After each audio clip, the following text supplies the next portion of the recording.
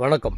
சமூக வலைத்தளங்களில் ஒரு விஷயம் வேகமாக பரவுது. என்ன அப்படின்னா, ஒரு காலத்தில் பரதநாட்டியம் அது தேவடி ஆட்டம் அப்படின்னு இருந்தது. அதுதான் இன்றைக்கு பரதநாட்டியம் அப்படி மாறி இருக்கு அப்படின்னு சொல்லிட்டு பரவிக்கிட்டே வராங்க.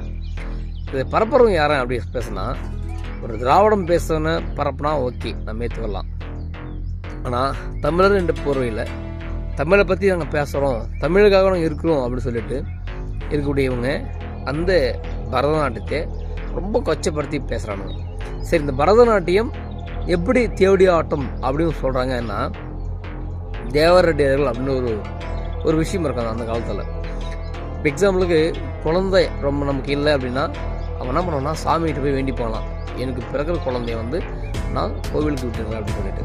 அப்போ அந்த முதல் குழந்தையை எட்டுன்னு போயிட்டு கோவிலுக்கு விட்டு வந்துடுவாங்களாம். அந்த கோவிலை நிர்வாகம் செய்கிறவங்க அந்த குழந்தைய வளர்த்து அவங்க என்ன பண்ணுவாங்கன்னா சாமிக்கு விட்டுருவாங்களாம். சாமிக்குன்னா எப்போயுமே சாமியுடைய திருப்புகழ் பாடுவதற்கும், சாமியுடைய ஆலங்களை தூய்மைப்படுத்துவதற்கும், சாமியுடைய அந்த பூஜை இதெல்லாம் செய்வதற்கு அங்கேயே இருந்துருவாங்களாம். அது பெண்ணாக இருந்தாலும் சரி, ஆணாக இருந்தாலும் சரி. அந்த மாதிரி இருப்பவர்கள் தான் இவர்கள் கடைசியில் தேவர் அடியார்கள் என்பது போக போக தேவடியாக்கள் மாறியதாக அவங்க பேசுகிறாங்க. ஸோ எது எப்படி இருந்தாலும் நம்ம ஒரு விஷயம் ஏற்றுக்கணும். நம்மளுடைய பரதநாட்டியத்தை ஒருவன் கொச்சப்படுத்துகிறான் அப்படின்றால் நம்ம எப்படி இது பார்த்துட்டு சும்மா இருக்க முடியும்? இவன் என்ன சொல்கிறேன்னா, அந்த பரதநாட்டியம் என்பது கைபர் கனவுல பார்ப்பனுடைய அப்படின்னு பேசுகிறானுங்க. இவங்க எதை தான் ஏற்றுப்பானுங்க? எதுவுமே ஏற்றுக்க மாட்டானுங்க.